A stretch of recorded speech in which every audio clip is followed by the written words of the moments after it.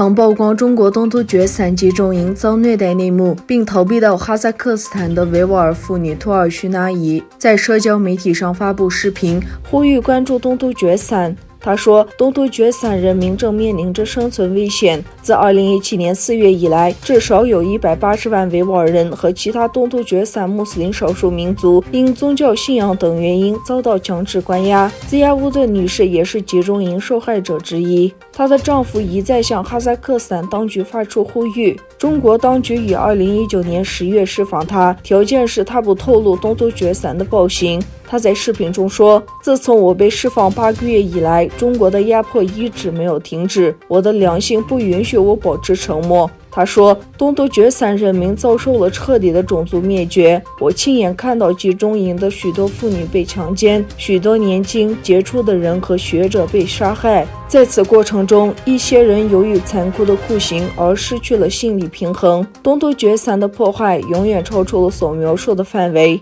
东突厥散全体人民都遭受生存危险。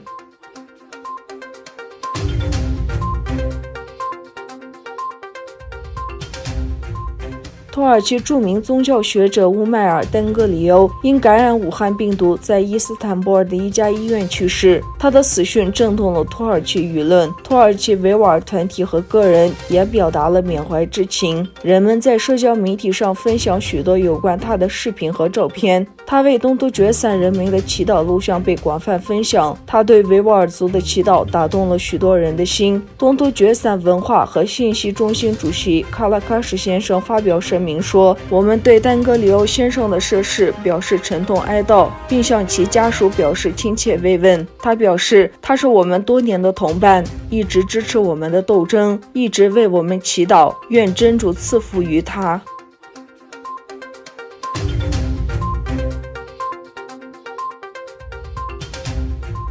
美国国土安全部最新报告直指，中国政府1月初有意掩盖这场疫情大流行的严重性。中国虽然曾公开否认对医疗物资实施出口限制，但事实上，中国隐瞒检索医疗用品出口，反而增加进口，且透过延迟交出贸易数据来掩盖此事实。报告中指出，中国延迟向世界卫生组织通报武汉肺炎为传染性疾病，且趁机从海外订购各种医疗用品。在世界卫生组织于1月底公布紧急状态之前，中国就已经明显减少医疗用品出口。同时，美国国务卿蓬佩欧表示，有大量证据显示，目前肆虐全球的武汉病毒大流行疫情起源于中国武汉的实验室。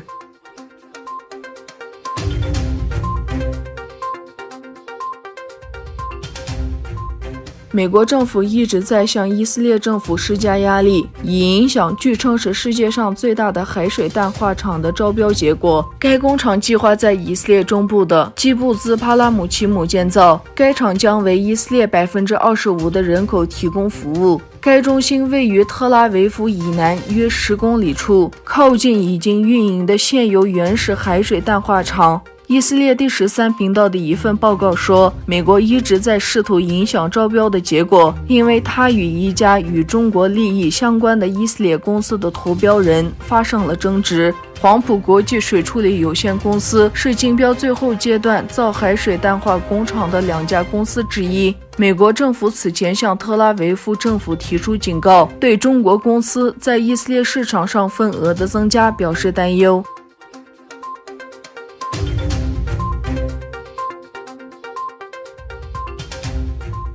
朝鲜和韩国军队在非军事区的一个哨所附近交火，紧张关系升温。韩国联合参谋部在一份声明中称，朝军向韩国的一个哨所发射数枚弹枪，作为回应，韩军向朝方2次开火，目前没有人员伤亡报告。周日发生的非军事区互相开火事件是韩国与朝鲜最新的冲突。周日当天举行的一场简报会中，韩国联合参谋部的一名官员表示，开火事件似乎不是出于挑衅。联合国司令部明天将进行彻底调查，以确定是否有违反停战协定的行为。完成调查后，将向有关当局提供报告。